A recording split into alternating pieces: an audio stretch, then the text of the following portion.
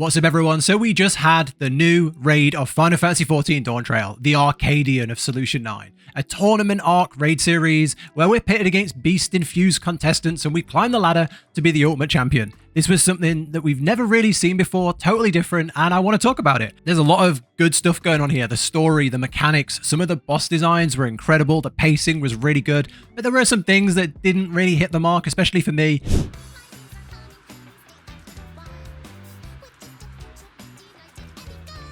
So yeah, I'm going to go over it, a little review, a little reaction, and just overall talking about the raid. But I do want to hear what you think down below about some of the stuff I talk about it, so do let me know.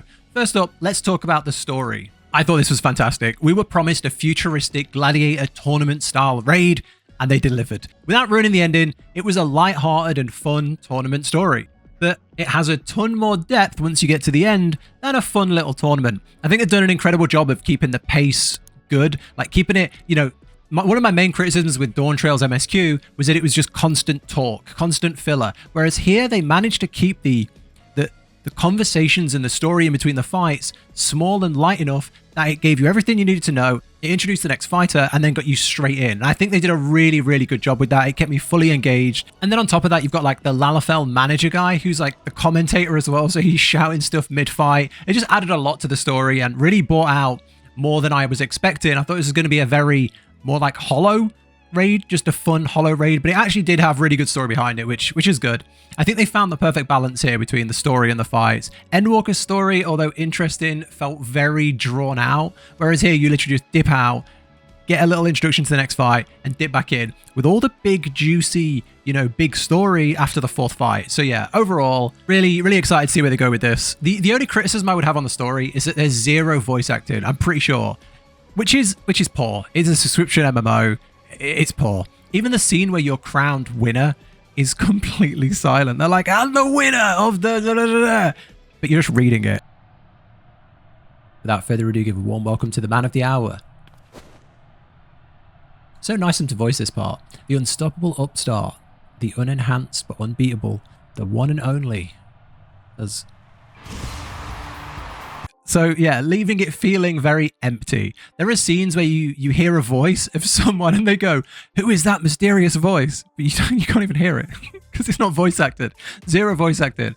I don't know. Don't you be defending this in the comments island. Oh, the budget, the voice act. No, they never voiced the... No, this bit at least, like when you're crowned, should have been voiced. Get anyone, you know, Bill from marketing, get him in and just record a line. Come on, man. But overall, good story. Next up, the fights. In my Dawntrail review, I praised how good all of the battle combat was, and they've blown it out of the park here too. The last two fights especially are incredible. If you're watching this before playing it yourself, you're in for a treat, man. They have set themselves up really well. They've got like this small arena, and each one is tailored to the combatant. That's how they kind of tell you that they changed the arena based on the combatant's strengths. Meaning we have like cubes on the first boss, pizza slices on the second, and it's going to add so much cool mechanics when we get into Savage. And the bosses themselves are incredible too. I really like the first one and the last two. You know where I'm going with this. Visually, they were fantastic. Great music, fun mechanics. It's only normal, so it's nothing crazy, but it is very, very fun. And it set up the Savage raids really, really well.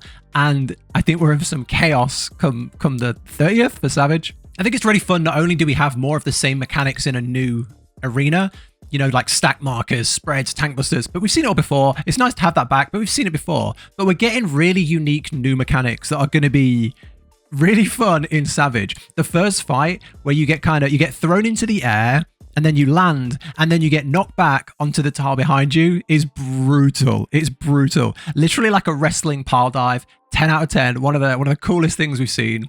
And then how the final boss just like deletes 90% of the arena and then has you dodge over like one line.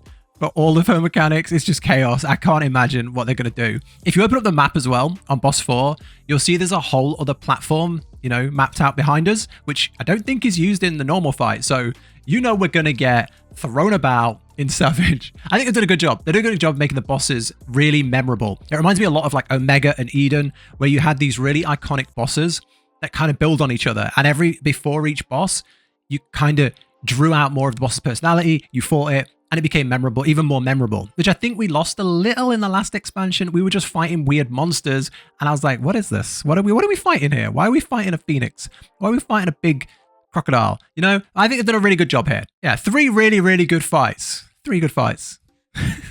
The second fight was trash.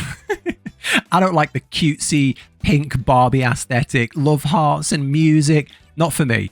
Other than that, you know, the others were good. There's the 3 heart mechanic, which I think was fairly interesting. But overall, I didn't like the aesthetic, the music, the arena, the boss. I just didn't like the bee. This is Final Fantasy. There's always going to be a group of people who love Hildebrand and a group of people who cringe and skip the cutscenes. And that will never change.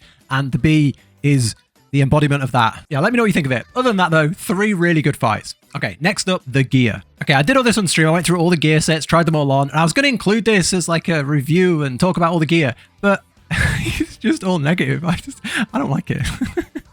I don't want to just sit here moaning to stretch this out to a 10-minute video. I don't know. I think a lot of us were expecting Solution 9, futuristic Vanguard gear.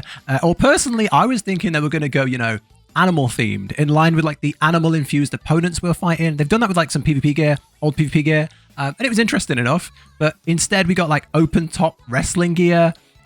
If you like it, great. Go grind Savage, and then you can dye it. Awesome. For me, I think it's trash. It doesn't scream raid gear to me. It just seems like random quest gear that I would just bin. I wouldn't even put in my glamour dresser, but that's just my opinion. Maybe we got spoiled in Pandemonium with the fire shoulders, the big circles, the crystals. Maybe we got spoiled. Yeah, for me, not gonna ever use it once it goes under the recommended eye level. That's all I'm gonna say on gear, really. Overall, I think this raid is exactly what we needed. A fun, light-hearted story that is gonna ramp up to something more exciting in, you know, the 2nd tier, 3rd tier. And most of all, it doesn't have Wukla in it. I'm joking a little bit. I enjoyed the story. I enjoyed 3 out of 4 of the fights. And I think it sets the raids up really, really well for Savage. I think every time we see some new mechanics, like the things with the fusers, the things with the, you know, the pile driver mechanic, all that stuff is fantastic. And that stuff lives on. That lives on beyond the raid tier. You know, we see mechanics get added, then we see them broken down and reused in the future. And I think there's a lot here that not only kind of builds on what we had, but is going to get used a lot in the future, which is good because some of this is really, really, really good. But yeah, that's it. Did you love or hate this? How do you feel about having a bit of a Mimi fight in the raid series? And are you going to Savage raid this tier? That is it from me. Have a good day, and I will catch you in the next one.